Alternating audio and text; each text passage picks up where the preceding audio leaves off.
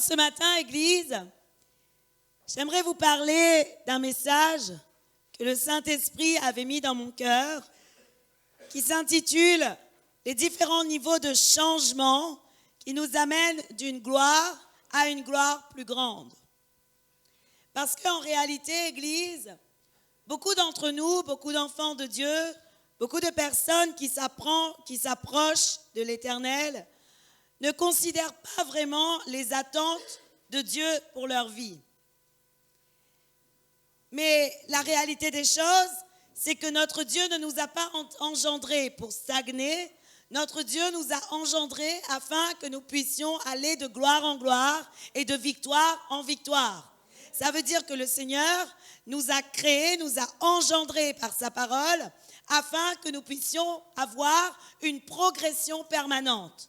Amen. Et si on regarde et on considère tout ce qui se passe sur la terre, on voit que tout ce que Dieu a créé change. Oui ou non? On prend par exemple l'exemple de l'homme. L'homme, d'abord, il est créé comment? Il est créé par une semence, puis la semence devient un embryon, puis l'embryon devient un corps, puis le corps-né devient un bébé, puis le bébé devient un adolescent, un enfant, un adolescent, puis il devient un adulte, puis il devient un vieillard. Ce qui veut dire qu'en réalité, l'homme va croître, mais pas seulement l'homme. Si on regarde les fleurs, c'est la même chose. Elle est semée graine, elle devient bourgeon, elle devient une tige, et puis elle engendre une fleur. Et donc, lorsqu'on regarde la création de Dieu, tout est appelé à changer.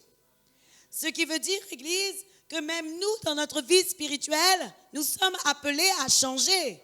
Il n'est pas normal qu'on vienne à Jésus-Christ et qu'on soit les mêmes depuis notre conversion jusqu'à ce jour. Oui ou non? Il n'est pas normal. Il y a un problème si lorsqu'on vient à Jésus, on reçoit le premier amour, on change de comportement et puis notre vie s'arrête ici. Ce n'est pas normal. Parce que comme tout être, nous sommes appelés à changer. Nous sommes d'abord engendrés par une semence spirituelle qui est la parole de Dieu. Puis Dieu fait de nous un bébé spirituel.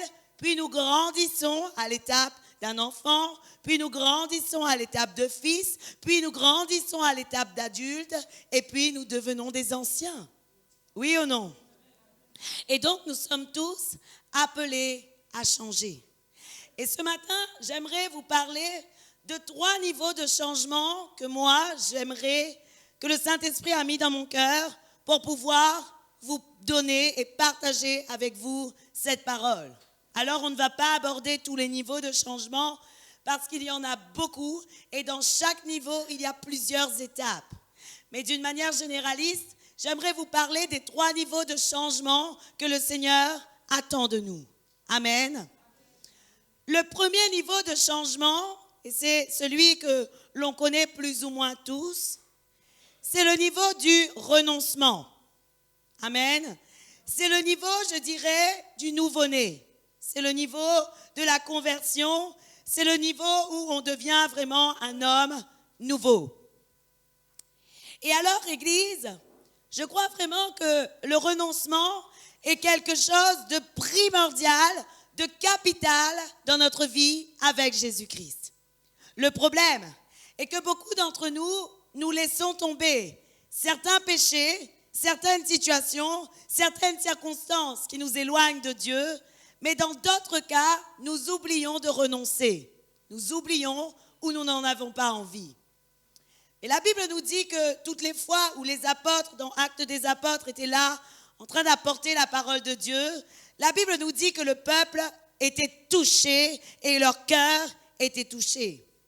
Acte 2, le verset 37, nous montre cet exemple lorsque Pierre était en train de parler, lorsque Pierre était en train de prêcher, et la Bible nous dit que leur cœur, le cœur de ceux qui entendaient, avait été touché. Le problème, Église, est que bien souvent, le peuple de Dieu a le cœur endurci. La Bible nous dit dans Acte 2, le verset 37, « Après avoir entendu ce discours, ils eurent le cœur vivement touché et ils dirent à Pierre et aux autres apôtres, « Hommes, frères, que ferons-nous » En réalité, la parole de Dieu nous parle d'hommes et de femmes qui étaient présents là où Pierre était en train de parler. Et lorsqu'ils ont entendu la parole que Pierre donnait, ils ont dit à Pierre, mais maintenant, on a entendu la bonne nouvelle, on a entendu parler de Jésus, mais qu'allons-nous faire? Et alors, à un moment donné, Pierre a dit quelque chose de primordial d'abord dans le verset 38. Pierre a dit, repentez-vous. C'est la première chose que Pierre a dit. Et j'aimerais vous dire, Église, que la repentance, ou le verbe repentir, vient du grec métanoïa, qui signifie changer son esprit pour mieux s'améliorer de bon cœur avec un dégoût pour ses péchés passés. Alors, je vais redonner cette définition un peu plus, on va dire, lentement pour qu'on puisse bien la comprendre.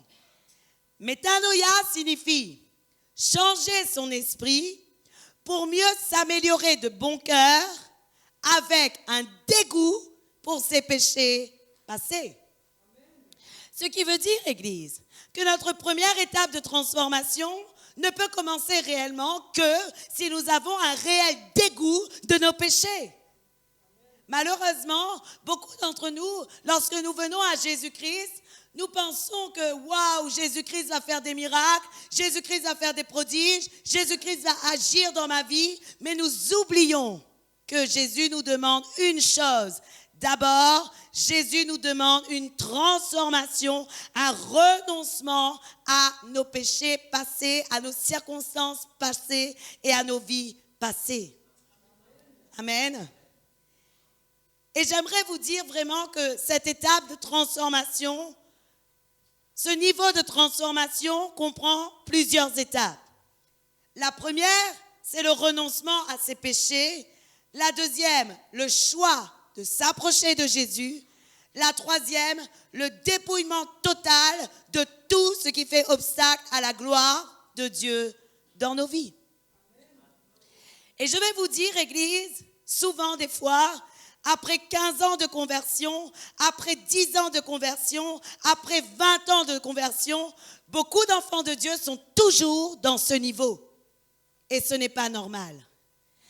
Lorsque tu viens de connaître Jésus, logiquement parlant, ce niveau devrait être ce qui te fait changer totalement, radicalement. Tu en as dégoût de tous tes péchés, tu as dégoût de toutes les œuvres mortes et tu commences à progresser et aller vers l'être spirituel que Dieu veut que tu ailles. Mais malheureusement, si on regarde aujourd'hui l'Église de Jésus-Christ et si on considère le cœur de l'homme, on se rend compte que l'Église de Jésus-Christ est encore enfouie sous le péché. Mais je crois que le problème vient vraiment de la manière dont on reçoit la parole de Dieu dans notre cœur. Puisque la Bible nous dit dans Acte 2, le verset 37, que Pierre prêchait et la parole que Pierre était en train de donner a touché le cœur de l'homme. Mais bien souvent, lorsqu'on parle, lorsqu'on enseigne, lorsqu'on dit des sujets très durs, le peuple de Dieu est là en train d'être offusqué. Comment le pasteur peut parler de cette manière? Comment l'enseignant peut enseigner de cette manière? Comment on peut me dire des péchés comme cela? Comment on peut me dire de renoncer à toutes ces choses? On vit dans le monde quand même. Et j'aimerais te dire, à cause de cette attitude, tu risques de perdre le niveau supérieur que dans lequel Dieu veut t'amener. Si on regarde la conversion de Paul, je crois vraiment que l'exemple de Paul est un exemple d'excellence de conversion. Et je crois vraiment qu'on doit la considérer. Paul était un meurtrier, oui ou non? Tout le monde sait que Paul était un meurtrier. La Bible nous dit dans Acte 9, le verset 1er à 5.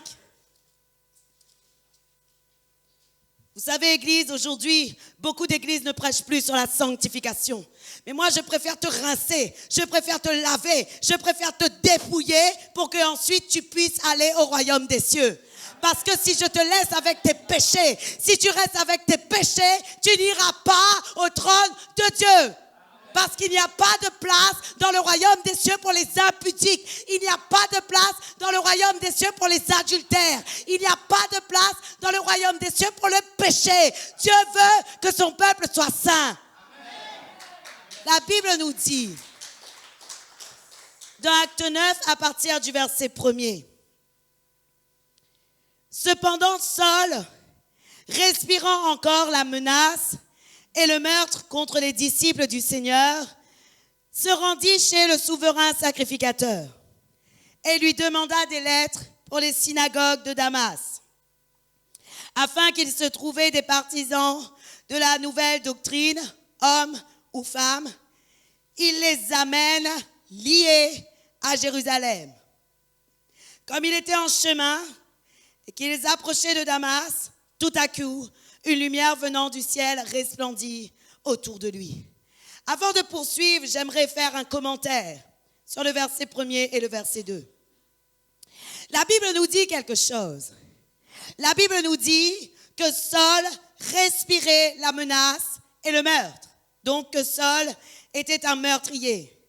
Et lui-même, il avait demandé au chef de la synagogue de lui donner des lettres, afin que s'il voit quelqu'un qui suit Jésus-Christ, il puisse les lier et il puisse les tuer. Et ça, c'était la nature de Paul. Mais voici ce qui s'est passé. La Bible nous dit qu'alors que Paul était en chemin à Damas, dans le verset 3, une lumière venant du ciel resplendit autour de lui. Il tomba par terre. Il entendit une voix qui lui disait, « Saul, Saul, pourquoi me persécutes-tu » Il répondit, « Qui es-tu, Seigneur » Et le Seigneur lui dit, « Je suis Jésus que tu persécutes. Il te serait dur de regimber contre les aiguillons. » Amen. La parole de Dieu est claire. La Bible nous dit qu'au moment où Paul a rencontré Jésus-Christ, Jésus-Christ lui a dit en gros, « Il te sera impossible de me résister. » Parce que l'aiguillon, c'était une pièce métallique qui servait à diriger les bœufs. Et en fait, les bœufs ne pouvaient pas résister. Ils faisaient une vaine résistance, mais ils ne pouvaient pas. Et alors, ils étaient obligés de suivre là où le maître voulait les envoyer. Et de même que les bœufs étaient obligés de suivre là où le maître voulait les envoyer, aujourd'hui, je te le dis, tu ne peux pas résister à la parole de Dieu. Il suffit que tu résistes à la parole de Dieu parce que Dieu veut faire un travail avec toi. Dieu veut faire un travail dans ton cœur. Dieu veut te changer et Dieu veut que tu sois totalement transformé dans ton intelligence. La Bible nous dit dans Romains 12, verset 2, « Ne vous conformez pas au siècle présent, mais en toutes circonstances, demandez à Dieu le renouvellement de l'intelligence. » Ce qui veut dire, Église, que le Seigneur veut totalement nous transformer. Amen. Alors, Dieu avait dit à Paul, « Paul, tu ne pourras pas résister. » Et vous savez ce qui s'est passé? Paul a renoncé au meurtre et à la menace. Le meurtre et la menace représentent le péché de Paul.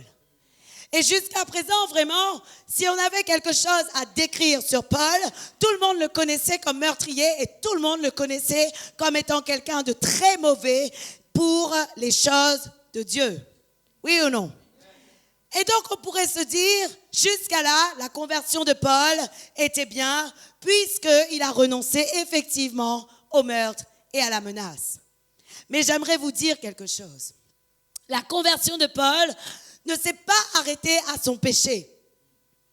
Paul a renoncé non seulement à son péché, non seulement à la menace et au meurtre, mais Paul a renoncé à sa position. Paul a renoncé à sa notoriété. Paul a renoncé à sa culture. Paul a renoncé à sa propre connaissance. Paul a renoncé à sa propre réputation. Et Paul a renoncé à sa propre vie. Ce qui m'amène à dire qu'il ne suffit pas de renoncer seulement à ses péchés, mais il faut aussi renoncer à sa position, à sa notoriété, à ce que tu crois savoir connaître, à ce que tu crois être, parce que le Seigneur a besoin de te travailler comme il veut que tu sois. La Bible nous dit, Église, que Paul avait une position vraiment importante dans la société. La Bible dit que Paul était juif. Il était instruit auprès d'un maître. Il était instruit auprès du docteur Gamaliel. Le docteur de la loi Gamaliel était l'instructeur de Paul.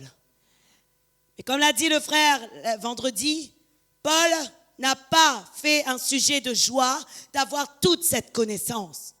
Paul avait décidé de changer. Paul avait décidé d'être transformé. Paul avait décidé vraiment de tout abandonner pour suivre Jésus. Savez-vous, Église, une vraie conversion se voit lorsque toi-même, tu sais que lorsque tu viens à Jésus-Christ, ta vie n'est plus comptée. Tu sais que lorsque tu viens à Jésus-Christ, non seulement tu as renoncé à tous tes péchés, mais en plus, tu dis à Jésus maintenant, fais de moi ce que tu veux, parce que je sais que je n'étais rien, que j'avais des pensées mauvaises, que j'avais une vie mauvaise, que je sais que je ne connaissais rien à ce que tu attendais de moi. Maintenant, fais de moi ce que tu veux. Vous savez, Église, je connaissais le Seigneur depuis très longtemps, mais ça ne voulait pas dire que j'étais dans une vraie conversion. Ma vraie conversion s'est faite il y a à peu près 6 ou 7 ans. Mais avant ça, je connaissais Dieu. Et pourtant, je le connaissais depuis déjà plus de 10 ans. Mais ma vraie conversion ne s'est faite qu'après 6 ou 7 ans. Et j'aimerais vous dire, Église, il y a, 6 ou 7 ans. J'aimerais vous dire que cette conversion, je l'ai comprise parce que je n'avais plus envie de faire les péchés que je faisais autrefois.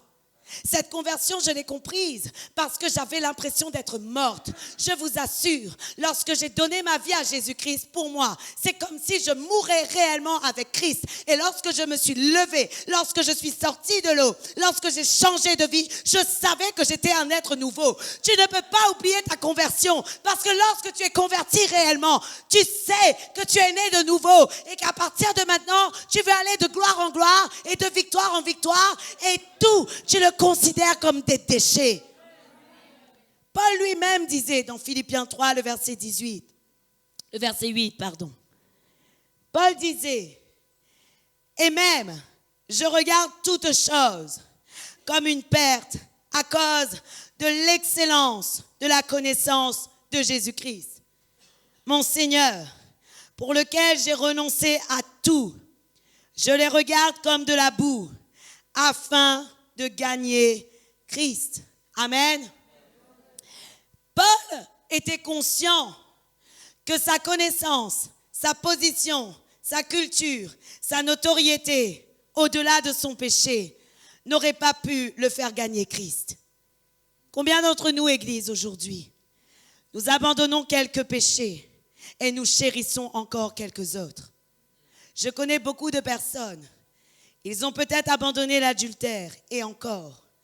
Ils ont abandonné l'adultère, mais comme ils ont une relation hors mariage, ils restent dans cette relation hors mariage. Ils continuent à être dans l'impudicité et ils commencent à arguer le fait que de toute manière, ils ont commencé à construire une famille et qu'ils ne peuvent pas changer. Mais à un moment donné, il faut mettre sa vie en conformité. Oui ou non? À un moment donné, il faut commencer à mettre sa vie en conformité. On ne peut pas toujours être dans l'impudicité et faire comme si le Seigneur va nous pardonner parce que nous allons avouer nos fautes. Un jour, mon mari me disait, la repentance veut dire changer de comportement et décider de ne plus jamais refaire ce péché. Et je disais à mon mari, tu as totalement raison. La repentance veut dire changer de comportement et décider définitivement de ne plus jamais vouloir faire ce péché. Et j'aimerais vous dire aujourd'hui, si tu es toujours dans le même péché, et même si les hommes ne dénoncent pas, il y a quelqu'un qui voit et c'est Dieu. Il y a des gens, parfois, ils pensent pouvoir falsifier les choses de Dieu. Ils pensent parce que le pasteur n'a pas dénoncé. Ils pensent parce qu'aucun prophète n'a dénoncé. Ils peuvent cacher leurs péchés, enfouir leurs péchés. Dieu va me pardonner parce que je n'ai pas pu résister. Je te le dis. Ce que tu es en train de faire, c'est que tu es en train d'éloigner le Seigneur de toi et tu ne peux pas aller de gloire en gloire parce que lorsque tu restes dans le péché, malheureusement, il y a un mélange qui se fait et il ne peut pas y avoir de pureté si dans ta vie, il y a encore du péché. Je suis désolée de dire, Mais aujourd'hui, il est temps que le peuple de Dieu comprenne le niveau de la conversion, le niveau du renoncement, le niveau du changement de comportement. Parce que beaucoup d'enfants de Dieu restent dans ce niveau, alors que Dieu a le niveau de la transfiguration glorieuse à lui donner, le niveau de la transformation glorieuse à le donner, le niveau de la transfiguration. Dieu veut t'amener dans le niveau de la transfiguration. Mais tu ne peux pas rentrer dans le niveau de la transfiguration parce que tu restes dans tes péchés. Tu es bien assis dans ta vie. Ça ne te dérange pas de rester bien assis dans ta vie. Tu viens louer Dieu, tu viens glorifier Dieu, mais bien assis dans ta vie, dans tes péchés. Mais j'aimerais te dire, c'est à cause de ton comportement que tu ne dépasses pas le premier niveau. Voilà pourquoi pendant 10 ans, 15 ans, 20 ans, les personnes s'épuisent à dire « Seigneur, tu m'as dit je veux aller de gloire en gloire, mais pour l'instant vraiment, je suis resté à gloire. Je ne suis pas à gloire en gloire, je suis resté à gloire. Et je ne comprends pas pourquoi je stagne. Parce que Dieu te dit dépouille-toi totalement. » J'aimerais vous dire quelque chose. Dans cette étape de dépouillement, chaque année, Dieu te demande d'abandonner quelque chose. Chaque mois, Dieu te demande d'abandonner quelque chose. Chaque jour, Dieu te demande d'abandonner quelque chose. Chaque moment de ta vie, Dieu te demande abandonne quelque chose.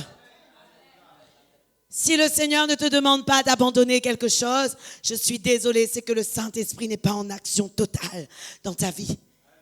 Parce que je n'ai jamais été dans le dépouillement sans que Dieu me dise abandonne cela, abandonne ceci, abandonne cela, abandonne ta manière de parler, abandonne ta manière de penser, abandonne ta manière de voir, incline-toi, humilie-toi encore. Un jour je disais à Dieu, Seigneur, jusqu'à quand je vais devoir m'écraser? Dieu m'a dit jusqu'à ce que tu sois parfait. Amen. J'ai dit Seigneur, je ne vais plus rien dire parce que si c'est pour que tu me dis ça, je vais être offusqué. Alors je vais simplement obéir et je vais simplement accepter d'être dépouillé. Amen. Aujourd'hui, je suis désolée de dire, mais il est temps, Église, de ne plus regarder à ce que les autres pensent. Il est temps de ne plus regarder à ta position. Il est temps de ne plus regarder à ce que tu sais. Il est temps de ne plus regarder à ta propre culture. Il est temps de ne plus regarder au comportement de ce qui va se produire dans ta vie si tu abandonnes certaines choses. Il est temps de décider vraiment de chercher la sanctification, la sainteté et la perfection parce que Dieu attend cela pour toi. Parce qu'il y a un deuxième niveau qui vient pour nous. Celui de la transfiguration. Oui, j'ose à le dire. J'ai pris du temps pour écrire ce message parce que je disais, Saint-Esprit, est-ce que je vais oser dire la transfiguration? Oui, je vais oser dire la transfiguration.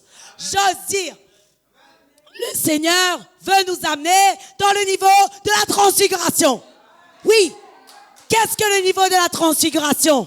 Le niveau de la transfiguration, c'est le niveau de gloire. Le niveau de la transfiguration, c'est le niveau de gloire. Moïse lui-même avait part à la transfiguration partielle. Moïse a eu part à cette transfiguration partielle. Oui ou non? Jésus avait part à la transfiguration totale, mais Moïse avait part à la transfiguration partielle. La Bible nous dit dans Exode 34, le verset 29.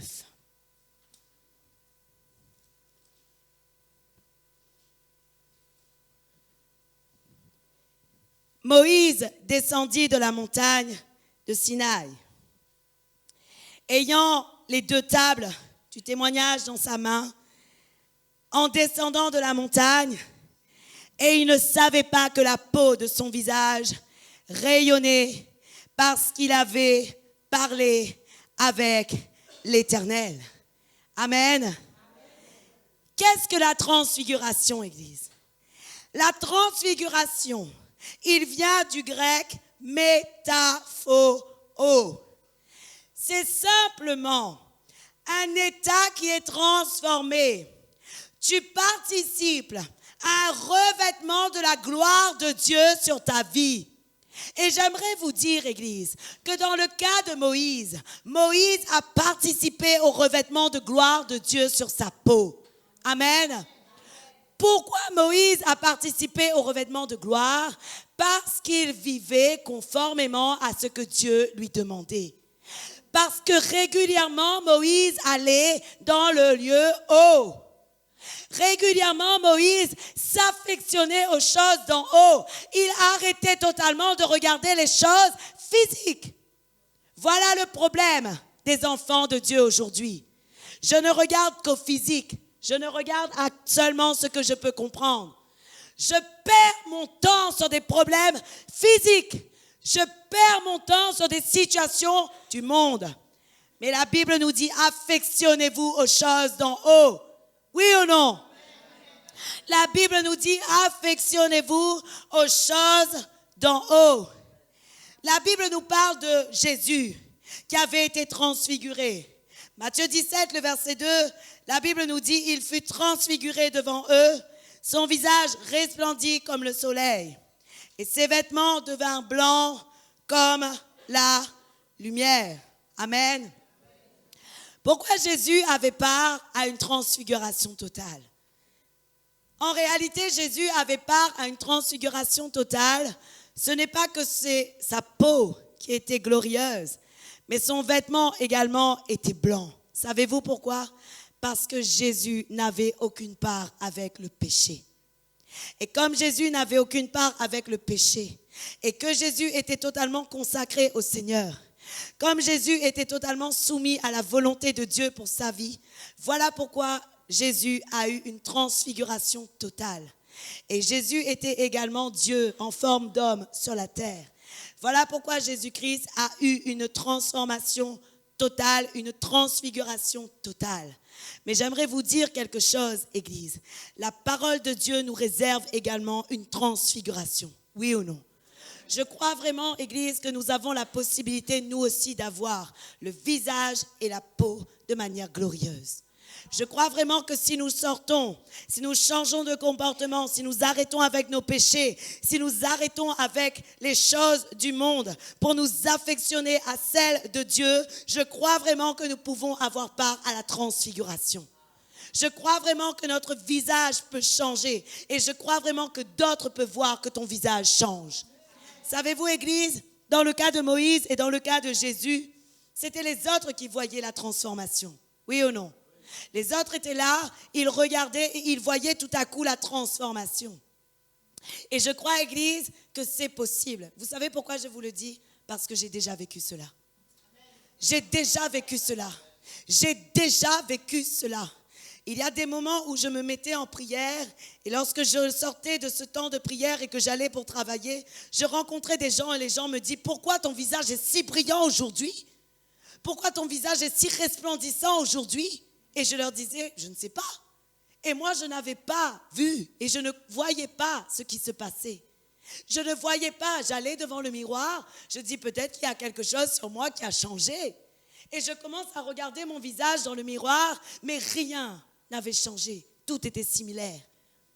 Mais ce qui est merveilleux, c'est que dans le cas de la transformation de gloire, dans le cas de la transformation glorieuse, ce sont les autres qui voient la gloire de Dieu sur toi. Ce sont les autres qui voient la brillance de ton visage sur toi. Ce sont les autres qui voient le resplendissement de la gloire de Dieu sur toi. Le rayonnement de la gloire de Dieu sur toi va être visible par les autres. Comment ? Lorsque tu vas commencer à être saint, lorsque tu vas commencer à te sanctifier, lorsque tu vas commencer à être transformé, lorsque tu vas commencer à abandonner les vieux vêtements, lorsque tu vas arrêter de coudre des vêtements blancs, des vêtements neufs sur des vieux manteaux. Parce que Jésus-Christ a dit, on ne met pas du vin nouveau dans des outres anciennes. Parce que si on vient pour coudre sur un vêtement déjà ancien, ce qu'on a mis comme pièce neuve sera déchiré. Ce qui veut dire, Église, qu'on est appelé totalement à être sanctifié. La Bible nous dit dans 1 Thessaloniciens 5,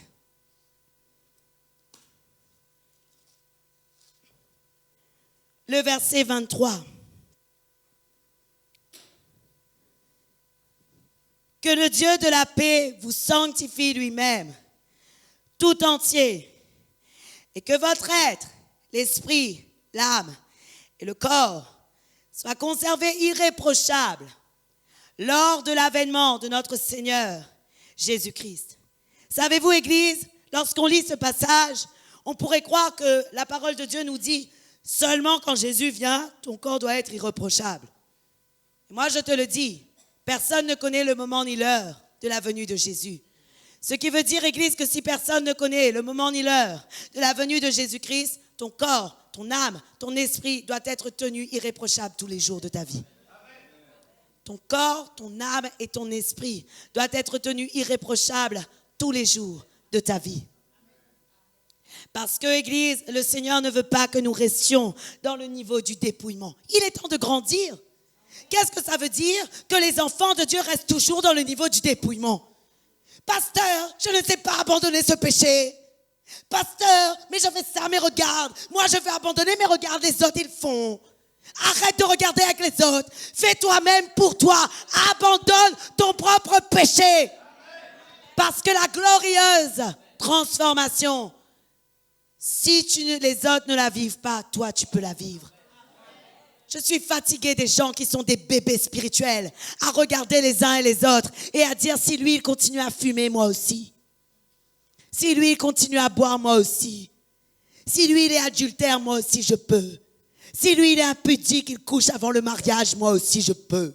Arrêtez, arrêtez, soyez saints, car je suis saint. J'aimerais faire une parenthèse. Les couples avec qui je travaille, soi-disant pour votre mariage. Si aujourd'hui vous couchez avant le mariage, c'est votre problème. Vous êtes en train d'ouvrir vos portes contre la vie glorieuse de Dieu vous-même. Ce n'est pas parce que le pasteur ne dit rien. Ce n'est pas parce que le pasteur ne voit rien que vous pouvez faire ce que vous avez envie. Arrêtez. Parce qu'il est temps de fermer les portes. Il est temps de fermer les portes. Il est temps de fermer toutes les portes. Il est temps de fermer les portes afin de bénéficier de la vie glorieuse de Dieu. Et ça, c'est dans le mariage. Mais c'est aussi dans avec tout le monde, avec tous ceux qui viennent dans cette église. Je vous invite à vivre dans la sanctification. Et n'attendez pas que l'autre soit parfait afin d'être parfait. Soyez parfait vous-même. Ensuite, vous pourrez dire aux autres, toi aussi sois parfait. Mais n'attendez pas que l'autre soit parfait avant de décider d'être parfait. Parce que le niveau de la transfiguration est réservé à ceux qui laissent totalement la place à l'Esprit de Dieu dans sa vie. Totalement. La Bible nous dit dans 2 Corinthiens 3, le verset 18.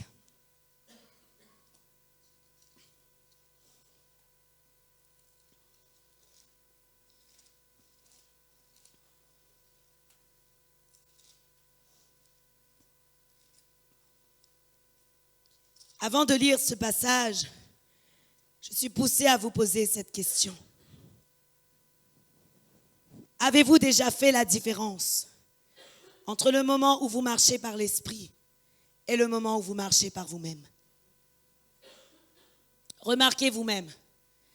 Lorsque vous marchez par l'esprit et lorsque vous invitez l'Esprit de Dieu à venir en vous et à gérer toute votre journée, vous êtes parfait. Le péché ne s'approche pas de vous. Le péché ne sort pas de vos bouches. Le péché ne sort pas de vos pensées. Votre vie est totalement transformée. Vous êtes calme. Vous êtes sage, vous êtes pur, vous êtes maîtrisé. Mais dès que l'Esprit de Dieu n'est plus en marche avec vous, qu'est-ce qui se passe? Vous devenez une bombe à retardement. Ça commence à bouillir, parce que vous essayez de faire avec vos forces, avec vos moyens. Et alors vous bouillez. Et dès qu'il y a quelqu'un qui dépasse un peu les bornes, vous commencez à l'incendier parce que la nature du Saint-Esprit n'est plus en vous. Vrai ou faux? Avez-vous déjà fait cette expérience? Je vous le dis. Un jour, le Seigneur m'a fait une blague. Je vais vous expliquer ce qui s'est passé. Tous les jours, je commence ma journée en disant « Bonjour Saint-Esprit » et « Bienvenue Saint-Esprit, règne dans ma vie, avance avec moi, que je sois soumis entièrement à ta volonté et que j'aille comme tu veux que je sois et que je sois vraiment la lumière du monde. » Tous les jours. Un jour, je commence ma journée, je prie comme d'habitude, mais je ne dis pas tout ce que je viens de vous dire. Et je vais dans ma journée. Et je ne comprenais pas pourquoi j'étais irritable. J'étais très irritable. Et puis, je restais en moi-même et je me contenais. Et je disais non, je suis un témoin de la gloire de Dieu, je ne peux pas m'emporter. Je dois rester en moi-même. À un moment donné, j'étais tellement mal, j'étais tellement bouleversée que je suis sortie. Et tout à coup, le Saint-Esprit m'a rappelé, tu as oublié de me dire bienvenue. Tu as oublié de me dire bienvenue. J'ai dit, Saint-Esprit, oui, c'est vrai, j'ai oublié. Dès que j'ai dit, Saint-Esprit, sois le bienvenu, la paix de Dieu est revenue en moi. La maîtrise de soi est revenue en moi. L'amour est revenu en moi. Tout est revenu en moi. J'étais là et j'étais contente, j'étais dans la joie. J'étais plus la même. J'ai dit, Seigneur, waouh, c'est tellement vrai. Quand la Bible dit, marchez par l'esprit et vous n'accomplirez plus les désirs de la chair. Je vous le dis, Église, marchez par l'esprit. Parce que le niveau de transformation glorieuse, le niveau de transfiguration ne se donne que et ne se reçoit que si nous sommes marchants par l'Esprit de Dieu. La Bible nous dit dans 2 Corinthiens 3, mon époux a affiché 18, mais j'aimerais vous lire le verset 7 et 8 d'abord. Si vous avez vos Bibles, la Bible dit, « Or, si le ministère de la mort gravé avec des lettres sur des pierres, a été glorieux au point que les fils d'Israël ne pouvaient fixer les regards sur le visage de Moïse à cause de la gloire de son visage, bien que cette gloire ait été passagère. » Je suis dans le verset 8. « Combien le ministère de l'Esprit ne sera-t-il pas plus glorieux? » Amen. La Bible nous dit, Église, que le ministère que Moïse a vécu a été passager. La glorieuse présence de Dieu sur Moïse, le fait que le visage de Moïse ait été glorieux, n'était que passager. Mais voici une promesse supérieure à nous, qui nous amène de gloire en gloire. Et cette promesse supérieure qui est pour nous, la Bible dit combien le ministère de l'Esprit ne sera-t-il pas plus glorieux? Autrement dit, si Moïse était obligé de cacher son visage avec un voile pour ne pas que le peuple voie l'abandon et le fait que Dieu ait quitté son visage, la gloire de Dieu ait quitté son visage, tu n'as pas besoin aujourd'hui de recouvrir ton visage parce que la gloire de Dieu ne sera pas passagère, mais la gloire de Dieu sur ta transformation sera éternelle. La gloire de Dieu dans ta transformation ne sera pas passagère, mais la gloire de Dieu sera éternelle. J'aimerais vous donner envie d'être dans cette gloire. J'aimerais vous donner envie d'être dans cette gloire parce que ce n'est pas réservé qu'à un certain type d'homme. Comme Élie, Moïse était un homme de la même nature que nous, oui ou non? Si Moïse était un homme de la même nature que nous, cela signifie, Église, que le ministère de l'Esprit est bien plus glorieux et que tous les jours, mon visage doit refléter la gloire de l'Éternel. Et non seulement mon visage, mais je crois que le rayonnement de la gloire de Dieu doit refléter sur mon corps entier. Je crois que nous sommes appelés à ce que le rayonnement de la gloire de Dieu repose sur notre corps entier. Car la Bible nous dit dans 2 Corinthiens 3, le verset 17 et 18. La Bible dit, « Or, le Seigneur, c'est l'Esprit. Et là où est l'Esprit du Seigneur, là il est la liberté. » Le verset 18 nous dit, « Nous tous, dont le visage découvert reflète la gloire du Seigneur, nous sommes transformés en la même image, de gloire en gloire, par l'Esprit du Seigneur. » Amen. L'apôtre Paul aux Corinthiens nous dit, « Nous tous dont le visage découvert reflète la gloire du Seigneur. » Comprenez bien ce que l'apôtre est en train de dire. Paul dit que nous avons la capacité de refléter la gloire de Dieu. Mais pour avoir un reflet, Église, de toute source de lumière, il faut deux choses. Il faut un miroir et il faut une lumière. Oui ou non? Pour avoir un reflet, il faut un miroir et il faut une lumière. Autrement dit, ta vie doit être absolument conforme et identique à celle de Christ pour refléter la lumière qu'il est. Oui ou non? Parce que le miroir donne absolument la même apparence de ceux qui sont en train de se regarder à l'intérieur. Qu'est-ce que le miroir? Le miroir est le fait que tu as été transformé et lavé par la parole de Dieu. Le miroir est un état dans lequel tu es suffisamment lavé, suffisamment transformé pour être suffisamment transparent et lucide afin que la gloire de Dieu, la lumière de Dieu reflète au travers de toi. Parce que j'aimerais vous dire quelque chose. La Bible dit, vous êtes la lumière du monde. Et moi, je vous dis, nous ne sommes pas la lumière du monde, nous sommes le reflet de la lumière du monde. Nous ne sommes pas la lumière du monde, nous sommes le reflet de la lumière du monde. Parce qu'à un moment donné, et je vais vous expliquer pourquoi je dis ça. Jean 1,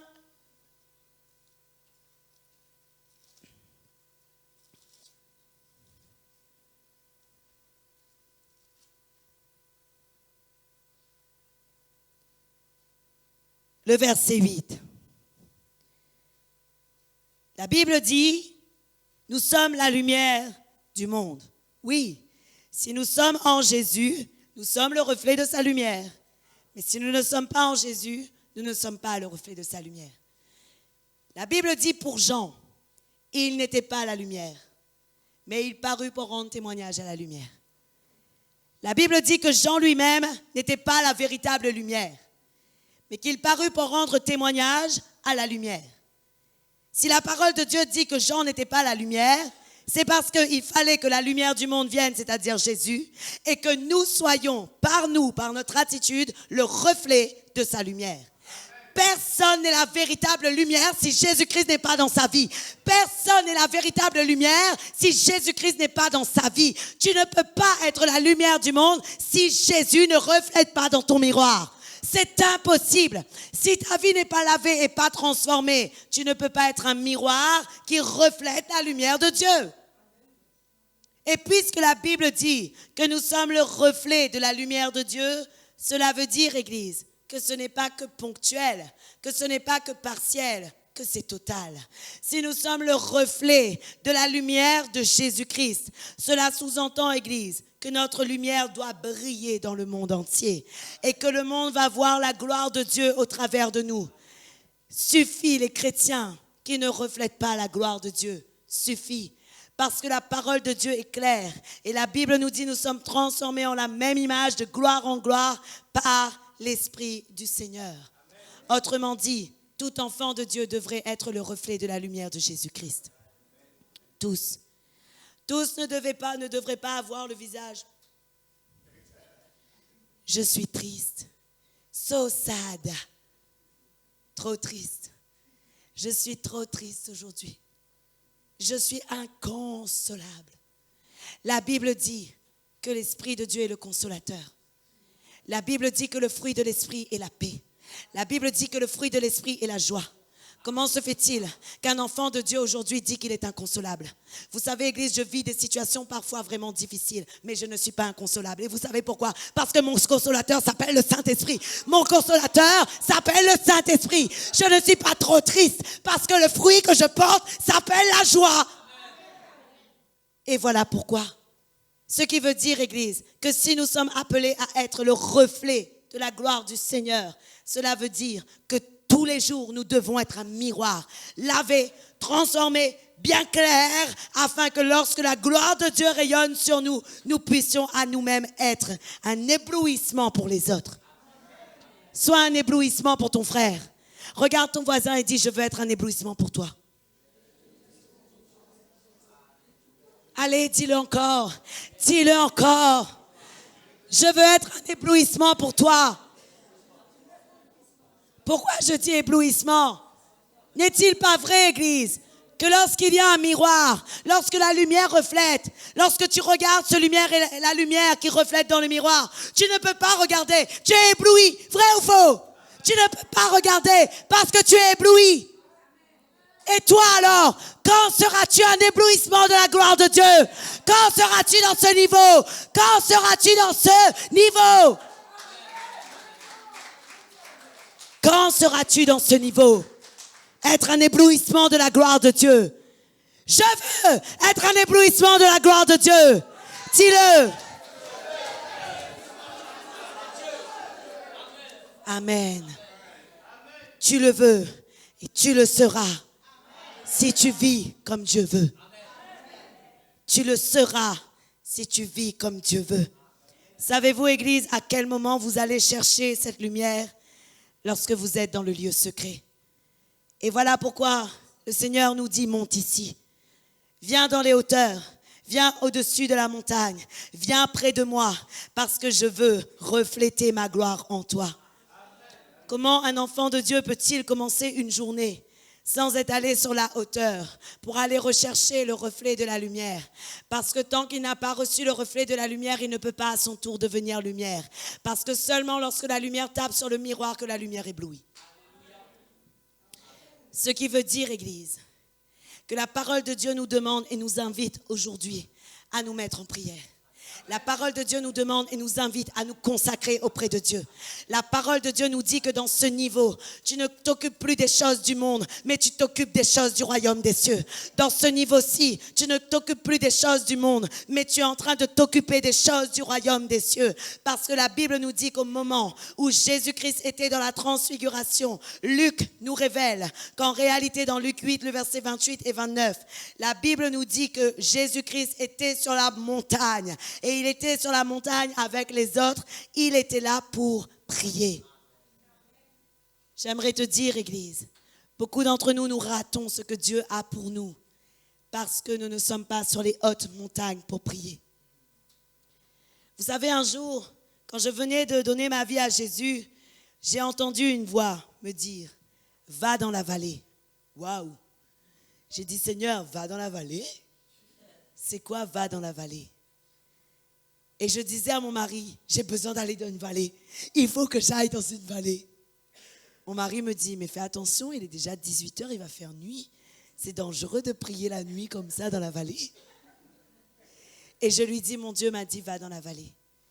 Et vous savez, comme j'habite Saint-Louis, je suis partie vers les fonds de Silaos, là où il y a des grandes étendues. Et je suis allée là-bas. Et j'ai ressenti la fraîcheur de Dieu m'envahir. Et c'est comme si le Seigneur avait fait une étreinte d'amour avec moi pour me dire, enfin te voici, tu as entendu ma voix.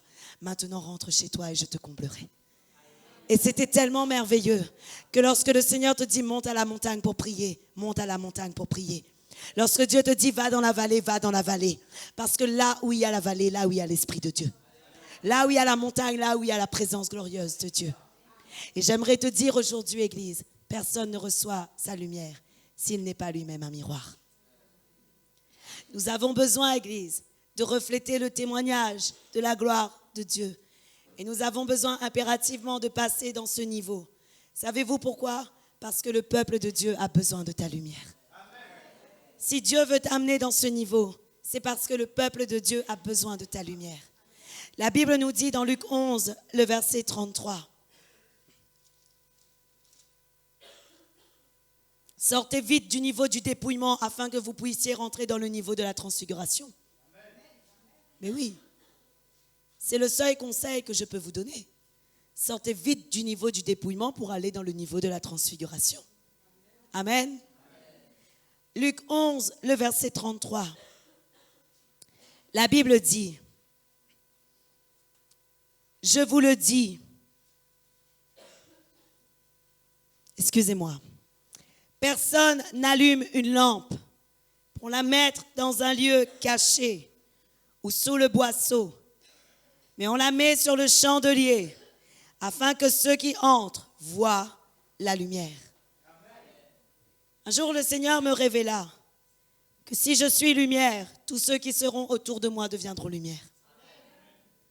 Et j'aimerais te dire aujourd'hui, deviens une lumière dans ta famille. Deviens une lumière dans ta maison.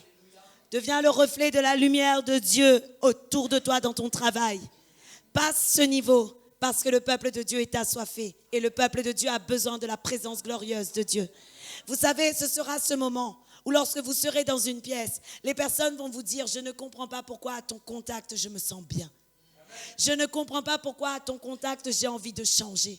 Je ne comprends pas pourquoi à ton contact j'ai envie de me repentir. Je ne comprends pas pourquoi à ton contact j'ai envie d'aller chercher la présence de Dieu. Je ne comprends pas pourquoi, mais je sens qu'il y a quelque chose de différent lorsque tu es là. Et j'aimerais vous dire, Église, ce n'est pas réservé à une seule personne. C'est réservé à quiconque accepte l'Esprit de Dieu dans sa vie. C'est réservé à quiconque laisse l'Esprit de Dieu dominer sa vie. C'est réservé à quiconque s'incline dans la présence de Dieu pour aller chercher sa gloire et sa lumière. Et le peuple de Dieu a besoin de toi. Vous savez, Église, soyez attentifs à ce que les gens extérieurs disent de vous. Parce que j'aimerais vous dire, lorsque les gens extérieurs disent « Je ne comprends pas ce qui est différent en toi », il y a quelque chose vraiment, j'ai envie d'être en ta présence tellement, tu m'apaises. Vous allez comprendre qu'il y a eu une transformation, un changement dans votre vie. Parce que ce sont des païens qui sont en train de témoigner que la gloire de Dieu est présente chez vous.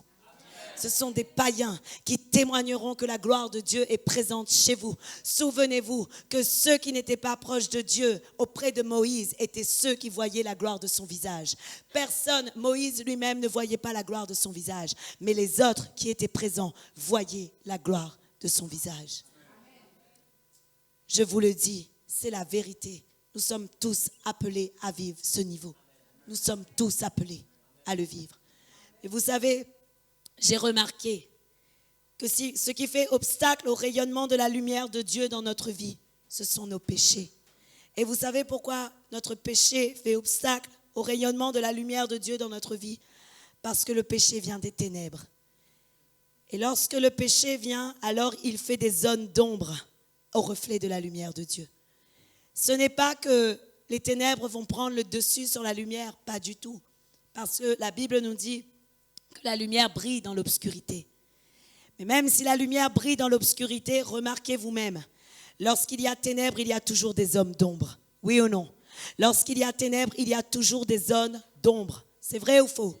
Lorsque vous êtes dans une pièce sombre et que vous commencez à mettre un point lumineux, lorsque vous commencez à mettre une source de lumière, effectivement, la lumière éclaire la pièce, mais il y a toujours des zones d'ombre. Oui ou non? Et ce que j'ai remarqué, c'est lorsque nous sommes dans le péché, ce qui se passe, le reflet de la gloire de Dieu ne peut pas se faire totalement en nous. Pourquoi? Parce que nous avons des zones d'ombre qui empêchent la gloire de Dieu et le rayon de la gloire de Dieu d'aller plus loin que ceux qui sont autour de nous. Mais j'aimerais te dire aujourd'hui, dans le niveau dans lequel Dieu veut t'amener, ta gloire, le reflet de ta lumière ira plus loin que ceux qui sont totalement à côté de toi. Mais à condition que tu n'aies aucune zone d'ombre. Amen. Le troisième niveau dans lequel nous devons aller, et cela, c'est pour tous ceux qui sont totalement le reflet de la lumière. C'est le niveau de la métamorphose. Vous allez dire, c'est quoi ce pasteur qui parle de métamorphose dans cette église? Vous n'avez jamais entendu ça? Moi, j'ose.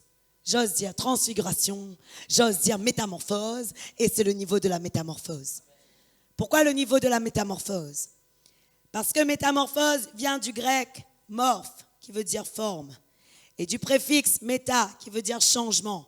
Autrement dit, c'est le passage d'un être à un autre. C'est le passage d'un être à un autre. Est-ce que nous sommes appelés, oui ou non, à vivre la métamorphose? Est-ce que nous sommes appelés, oui ou non, à vivre la métamorphose? Je dis oui, puisque Paul a dit que nous ne serons pas tous dans ce corps, nous serons tous transformés. Paul a dit, nous ne serons pas tous dans ce corps, mais nous serons tous transformés. Ce qui veut dire que nous allons devoir passer aussi par le niveau de la métamorphose. C'est-à-dire, nous allons changer de corps. Vrai ou faux? La Bible nous dit dans 2 Corinthiens 5, le verset 5 et 6. Et vous allez comprendre pourquoi nous avons besoin de changer de corps. Pourquoi nous avons besoin de changer de corps? Parce que seul ce qui est glorieux et incorruptible peut avoir part au royaume des cieux. Pourquoi avons-nous besoin de changer de corps? Parce que la parole de Dieu dit que pour le moment, nous n'avons que les arts de l'esprit. Autrement dit, pour le moment, nous n'avons qu'un acompte de l'héritage qui nous est réservé. Nous n'avons pas 100% de l'héritage. Oui ou non? La Bible dit dans 2 Corinthiens 5, le verset 5.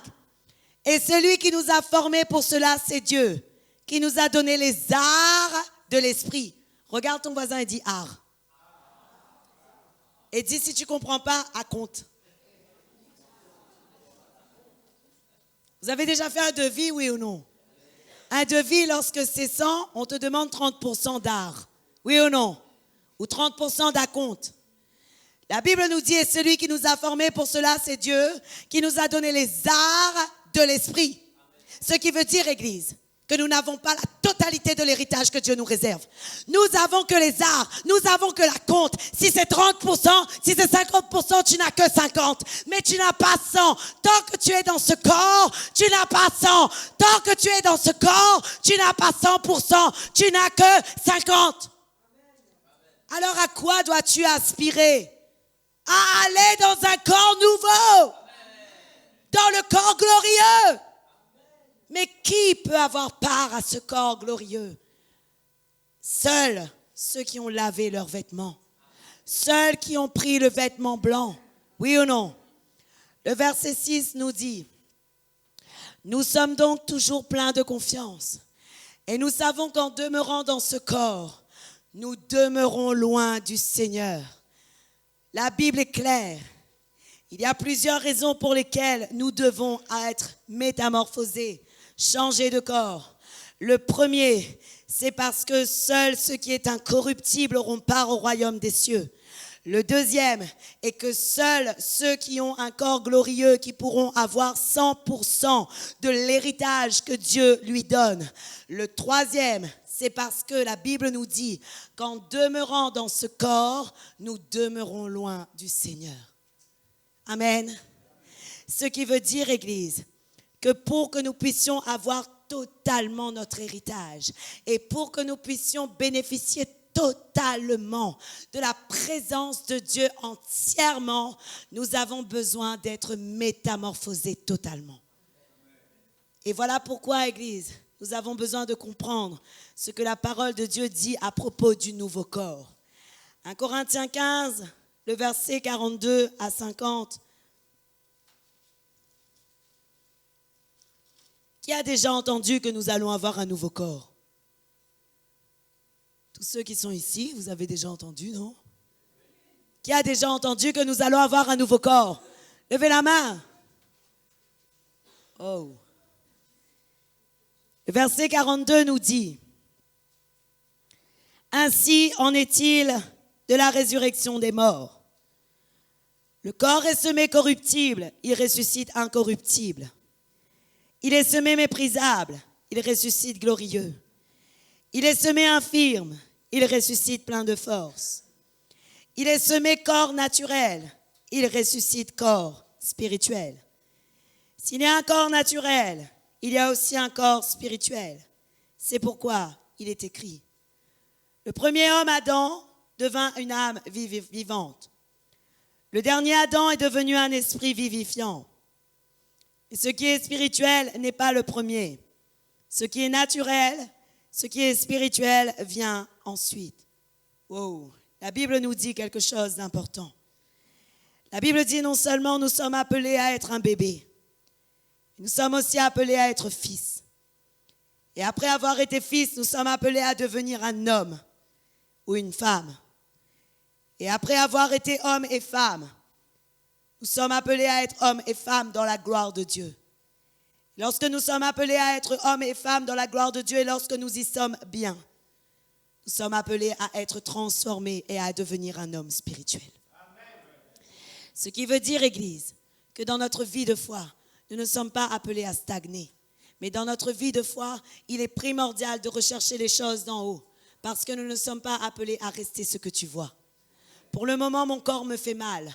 Pour le moment, parfois, je gémis dans cette tente. Comme Paul disait dans 2 Corinthiens 5, le verset 2, Paul dit, nous gémissons dans cette tente, désirons avoir notre domicile céleste. Amen. Mais vous savez, Église, seuls ceux qui ont compris ce qu'était la réalité spirituelle gémissent lorsqu'il est dans ce corps. Seuls ceux qui ont compris ce qu'est la réalité spirituelle gémissent lorsqu'ils sont dans ce corps. Je vous le dis. Parfois, je dis à Dieu, Seigneur, il est vrai que si je dois rester ici, c'est bien. Mais qu'est-ce que j'aimerais vraiment être déjà auprès de toi? Il est vrai que si je dois rester ici, c'est bien. Mais qu'est-ce que j'aimerais déjà bénéficier de ta gloire?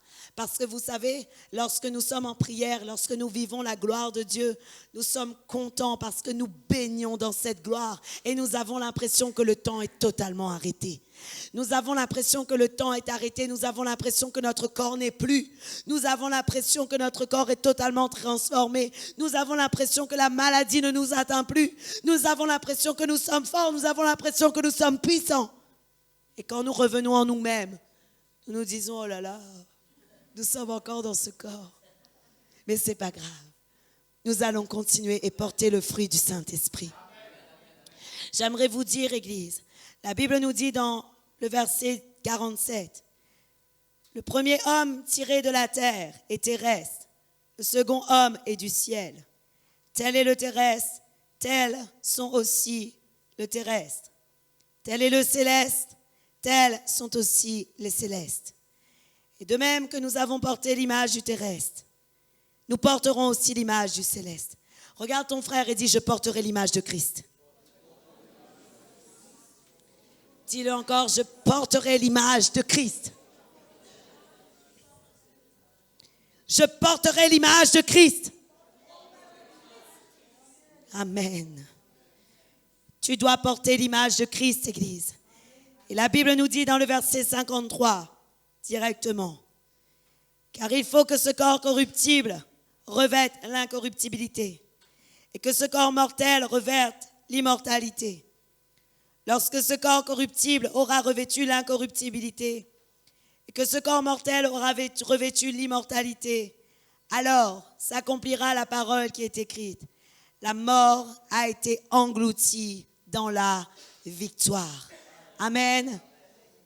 Bien-aimés, aujourd'hui, nous devons être conscients que nous ne sommes pas appelés à rester seulement dans le niveau du dépouillement, mais que nous avons besoin d'aller dans le niveau de la gloire afin de pouvoir aller ensuite dans le niveau du corps spirituel. Parce que si nous n'allons pas dans le niveau de la gloire, il nous sera impossible d'aller dans le niveau du corps spirituel, je vous le dis. Ce n'est pas lorsque tu meurs que tu dois commencer à travailler à ton salut. Pour ceux qui pensent qu'il y a un purgatoire, ça n'existe pas. Je le dis encore, je le dirai encore et encore, le purgatoire est une hérésie. Le purgatoire est une hérésie. Le purgatoire est un mensonge. Le purgatoire n'existe pas. Ce n'est pas lorsque tu meurs que tu vas commencer à travailler à ton salut. Mais Dieu veut que depuis ta conversion, tu aies déjà accompli un changement afin que tu puisses aller de gloire à une gloire supérieure pour ensuite pouvoir aspirer au corps spirituel. Et malheureusement, beaucoup d'enfants de Dieu aujourd'hui sont encore dans le niveau 1. J'aimerais vous encourager. Arrêtez de vous affectionner aux choses du monde.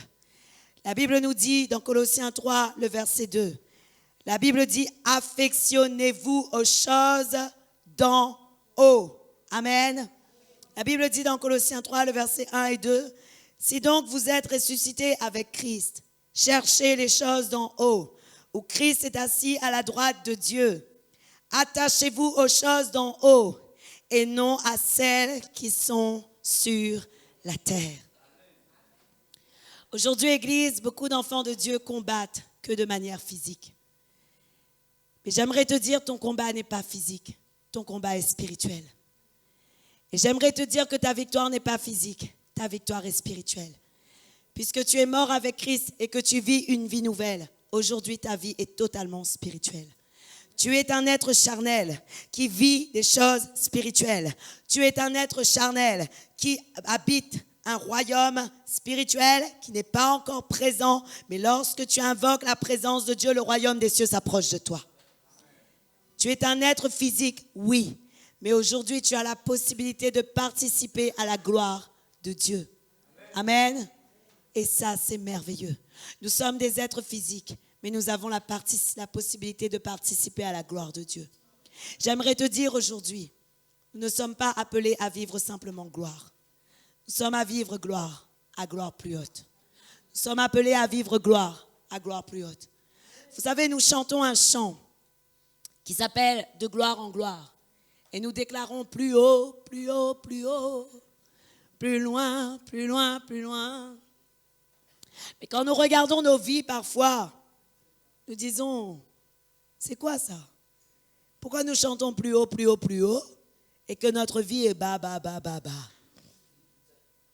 Et j'aimerais vous dire, le peuple de Dieu, il est temps qu'il comprenne que tous ces combats sont gagnés dans la présence glorieuse de Dieu. Et qu'il n'est pas appelé à être charnel, mais qu'il est appelé à vivre des réalités spirituelles qui existent et qui sont là. Parce que la réalité spirituelle, si toi tu ne la vois pas, le diable la voit pour toi. Et si toi tu ne sais pas saisir ta réalité spirituelle et la puissance que Dieu te donne par son Saint-Esprit, malheureusement tu risques de perdre beaucoup de combats. Dieu veut aujourd'hui que l'on change de niveau. Allez dans le niveau de gloire. Allez dans le niveau de gloire. Après viendra le niveau de la métamorphose. Mais allez déjà dans le niveau de gloire, afin que les rayons de la lumière de Dieu resplendissent partout dans votre maison. Même votre quartier peut être changé par le niveau de la gloire de Dieu qui sera en vous. Je vous le dis, à vous qui vivez des persécutions dans votre quartier, c'est le Saint-Esprit qui est en train de me le dire précisément, votre quartier peut être changé parce que vous devenez rayon de lumière de Dieu. Je vous le dis. Du jour au lendemain, vous allez vous dire pourquoi ça s'est arrêté. C'est parce que les rayons de la lumière de Dieu sont allés loin. Mais pour cela, il faut réussir déjà à avoir une vie claire, limpide, être un miroir. Amen. Et lorsque tu seras le miroir, le reflet va venir. N'abandonne pas maintenant le combat. Rentre dans le combat que Dieu te propose. Mais va dans la prière et va chercher sa gloire. Amen. Que le Seigneur vous bénisse pleinement. On acclame le Seigneur pour sa parole. Amen. Dieu est bon. Amen.